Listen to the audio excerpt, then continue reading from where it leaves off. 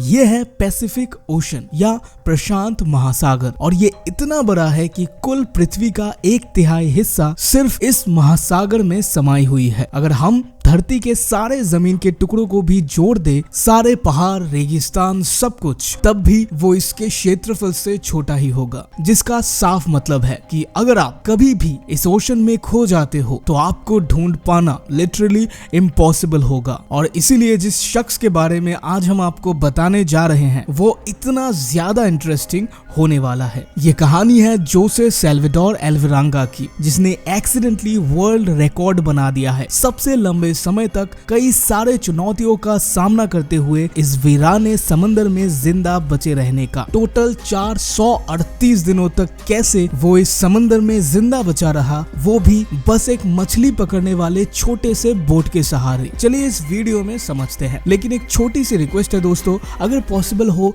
तो इस वीडियो को एक लाइक जरूर कीजिएगा। तो इस कहानी की शुरुआत होती है साल 2012 में। अल्वारेंगा नाम का एक मैक्सिकन मछुआरा नवंबर 17 के दिन वो अपने एक दोस्त के साथ, जिसका नाम एजिकिल कॉर्डोबा था, मैक्सिकन पैसिफिक कोस्ट के कोस्टा एजियल गांव से ये लोग अपना छोटा सा फिशिंग बोट लेके मछली पकड़ने निकलते हैं। उनके प्लान के हिसाब से वो लोग अगले 30 घंटों तक मछलियां पकड़ेंगे। उनका जो बोट था ये बहुत ही बेसिक सा एक 7 मीटर लंबा बोट था, जिसमें कोई केबिन वगैरह भी नहीं बनी हुई थी। इसमें बस एक छोटा सा मोटर रखा हुआ था जिसके मदद से ये बोट चलती थी और उनकी मछलियों को रखने के लिए एक छोटी सी रेफ्रिजरेटर भी मौजूद थी। हालांकि उनको पता था कि समंदर में एक तूफान उन्हीं की तरफ आ रही है, लेकिन मेक्सिको के इन एरियाज में ये मछुआरे सिर्फ एक दिन मछली पकड़ के अपने 7 दिन का गुजारा कर लेते थे, जो उनके लिए एक मोटी कमाई का जरिया भी था। तो उन्होंने एक रिस्क लिया और कोस्ट से लगभग 120 किलोमीटर दूर आ गए मछली पकड़ने के लिए। और ठीक दोपहर के 1 बजे के आसपास ये तूफान आके उनके बोट को हिट करती है। हड़बड़ाहट में ये लोग अपनी सारी फिशिंग इक्विपमेंट्स को बोट में उठाते हैं और वापस फुल स्पीड में कोस्ट की तरफ बढ़ने लगते हैं। इस वक्त तक वो लोग कोस्ट से लगभग 6 घंटे की दूरी पर थे, लेकिन इस तूफानी समंदर में वापस कोस्ट की तरफ लौट पाना आसान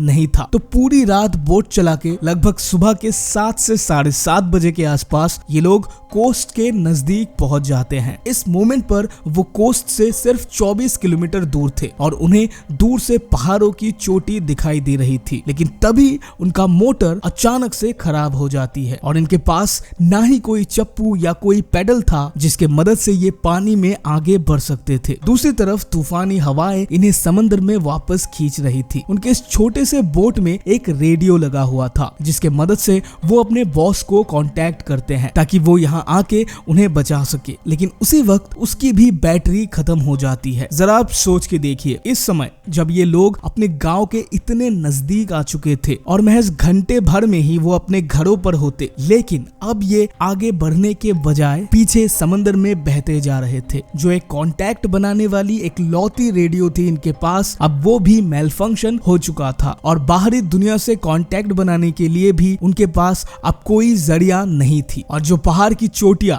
इनको दिखाई दे रही थी, अब वो भी हर बीतते घंटे के साथ दूर और दूर होती जा रही थी। उनके बॉस उन्हें ढूंढने के लिए सर्च पार्टीज को समंदर में भेजते हैं, लेकिन कई दिनों के बाद भी उन्हें कोई भी बोट दिखाई नहीं देती। इस इंसिडेंट के 5 दिन बाद तूफानी हवाएं इन दोनों को कोस्ट से लगभग 450 किलोमीटर दूर ले आ चुकी थी और अब इनके चारों तरफ सिर्फ और सिर्फ नीला गहरा शांत समंदर था और इनका बोट इतना छोटा था कि इन्हें ऊपर से देख पाना भी इम्पॉसिबल था। ऊपर से इनके पास ऐसा कोई भी साजो सामान नहीं था जिनसे ये किसी तरह के मदद के लिए सिग्नल भेज सके। ऊपर से इनके पास खाने पीने की भी कोई सप्लाई मौजूद नहीं थी जिससे ये अपनी जान बचा सके। सो जो भी पक्षियां या मछली इनके बोट में आके बैठती थी, ये उसी को पकड़ के खाने को मजबूर हो गए थे। और पानी के लिए ये लोग प्लास्टिक बॉटल्स को कलेक्ट करते थे जो समंदर में फ्लोट करते हुए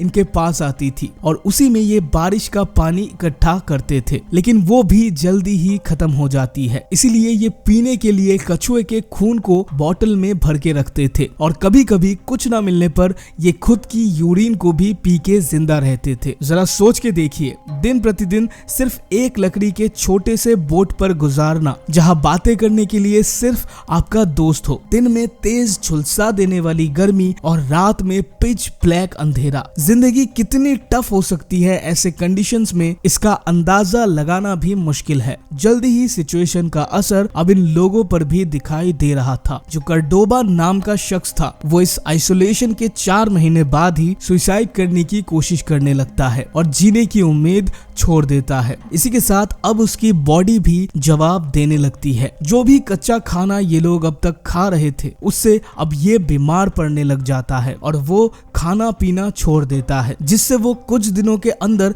भूख से मर जाता है। और अब एल्वरेंगा इस पूरे वीरान समंदर में बिल्कुल अकेला पड़ जाता है। जहां तक भी उसकी नजर जा रही थी, उसे सिर्फ पानी के अलावा कुछ भी दिखाई नहीं दे रहा था। इस विशालकाय समंदर में बिल्कुल अकेला। और आप इस शिपिंग मैप में देख सकते हो कि जिस जगह पर वो फंस गए थे, वो कितना वीरान, कितना आइसोलेटेड था। मुश्किल से ही कोई भी शिप इस एरिया से होकर गुजरती थी, लेकिन उसे कई सारे शिप्स दूर से गुजरते दिखते थे, लेकिन कोई भी रुकता नहीं था। शायद शिप से वो इस नीले विशाल समंदर में दिखाई नहीं देता था। जरा सोच के देखिए, कई महीनों से अकेले, लगभग अधमरे हालत में, जब आशा की बस एक छोटी सी किरण आपको दिखाई देती है, लेकिन अगले पल ही आपके सारे उम्मीदों पे पानी फेरते हुए जिंदगी आपसे मुंह मोड़ लेती है। 11 महीने बीत जाते हैं और एल्वरेंगा अपने इस छोटे से नाव के सहारे तकरीबन 8000 किलोमीटर ट्रैवल कर चुका होता है। उसके कपड़े भी अब फटे पुराने होकर छोटे हो चुके थे और कपड़ों के नाम पर उसके पास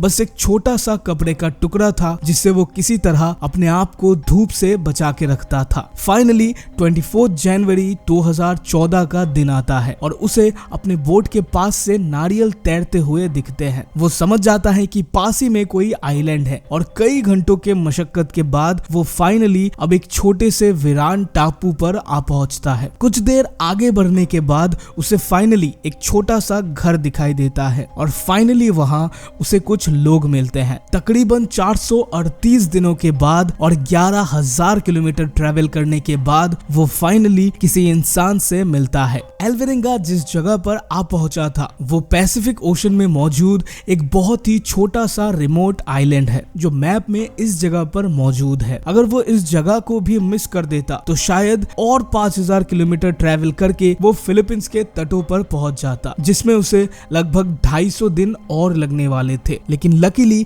उसे ये आइलैंड मिल जाता है। कुछ दिनों के बाद उसे एल सल्वाडोर में अपने घर भेजा जाता है, जहां जाके वो अपने इस जर्नी को लेके एक बुक भी पब्लिश करता है। लेकिन उसके दोस्त की फैमिली उस पे एक केस रजिस्टर कर देती है, ये कहते हुए कि उसने उसके दोस्त को मार के खा लिया था। कितनी हैरानी की बात है कि तकरीबन 1.5 साल समंदर में अकेले रहने के बाद जब वो घर लौटता है, तब उस पे एक केस रजिस्टर हो जाता है। अब क्या उसने क्राइम किया या नहीं, इस बारे में कोई कुछ भी प्रूफ नहीं कर सकता था।